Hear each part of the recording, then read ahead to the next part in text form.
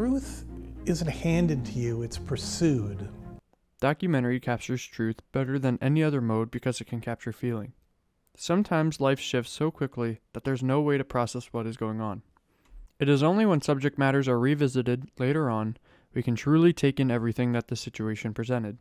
For this essay, I will analyze films that were able to capture feeling because of their shift in story or presentation, also known as pivoting.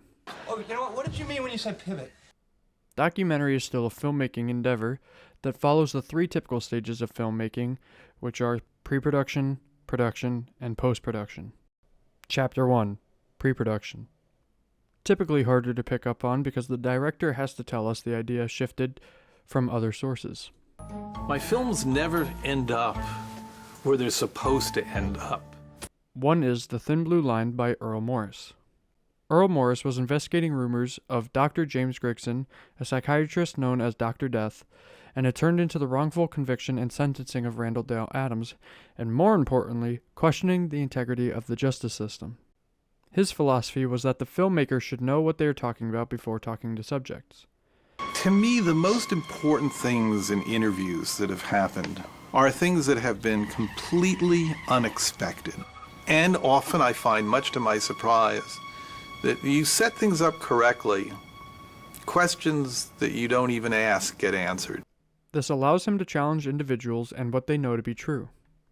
Pivoting in this stage also allows for more directorial control.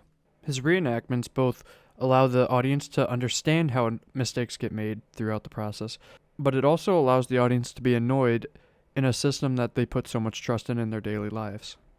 The Thin Blue Line is just as much about facts and logic as it is with feelings. Feelings can be diegetic and non-diegetic. The police officers express their feelings about their frustrations in order to catch a cop killer, but the audience also goes through an emotional roller coaster as their idea of the justice system gets totally upended. This documentary shows that the Thin Blue Line might be a little bit thinner than people thought. Had Earl Morris stuck with his original idea and just stuck with Dr. Death, his documentary would have lacked feeling and frustration. Instead, it would have been a pure recounting of events and would have lacked the emotion in order to set an innocent man free. But truth isn't always about just facts and logic.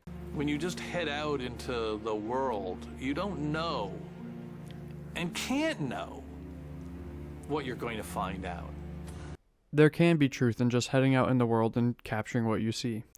As much as there is truth in facts and research, there is also truth in the mundane. The idea was to show how a kid almost become a man in 9 months. Which is their probationary period, where they have to prove themselves. There is truth in a life unfolding as you see it, playing out in real time and unfolding before our eyes. Jules and Gideon Nadant didn't do much research because they wanted to see life unfold before them.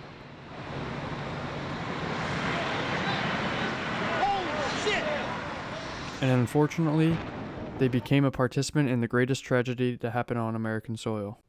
They didn't know it at the time, but they captured the only footage of the American Airlines Flight 11 crashing into the North Tower of the World Trade Center, capturing the pure shock and awe that everybody felt when they heard about the news. This is an interesting study case because the facts and logic have been analyzed and studied over and over throughout the decades. However, this film still brings new understanding to the day. It shows the feelings of those who were involved, such as the people escaping the North Tower and the firefighters trying to rescue people. As much as the firefighters were scared for their lives as well, they also recognized it was their job to do something about it. Had the filmmakers not shifted their story to the events of 9/11, it is very possible that their original idea would have not been able to continue as well. As I mentioned earlier, the filmmakers became a participant in the event. The flashlight on top of their camera helped save the lives of multiple firefighters, and the filmmaker himself escaping the North Tower. They asked me, you with the light, help us out. We gotta get everybody out! It was pointing my light wherever they needed. I want to add at the end here that even though they're purely observing what was going on, and eventually became a participant, that does not mean that they gave up directorial control. I go in, and I hear screams, and right to my right, there was 2 people on fire, burning. I just didn't want to film that. It was like, no one should see this. Documentary is unique because all the power is given to the editor. Therefore, pivoting in the post-production stage is quite easy for documentary. One example is found footage like Grizzly Man, but there is another one that I would like to focus on. Filmmakers and directors have feelings too.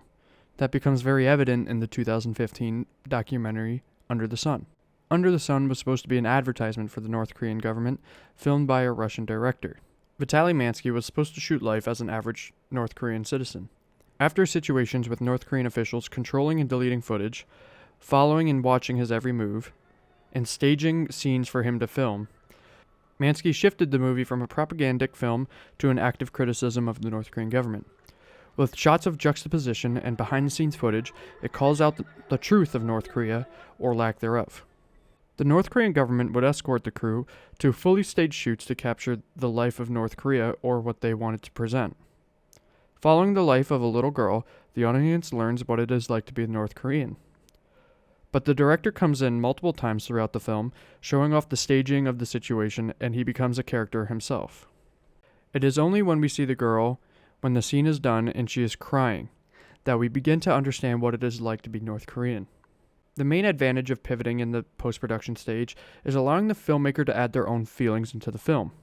Whether it is anger and annoyance from censorship of their work, or curiosity in found footage, or a eulogy of somebody who is no longer with us, like in Grizzly Man, the filmmaker gets to add his feelings to the film and therefore change the perspective of the audience. On the other hand, it presents a biased perspective of a situation and controls the audience's emotions to their narrative. Truth can shift depending on the person, situation, new facts, or anything really. Documentary is unique because it can adapt to those changes. Arguably, truth could never really be obtained. However, the pursuit of truth should drive us through every stage of our lives and the filmmaking process, fiction or non-fiction. Films are built to explain.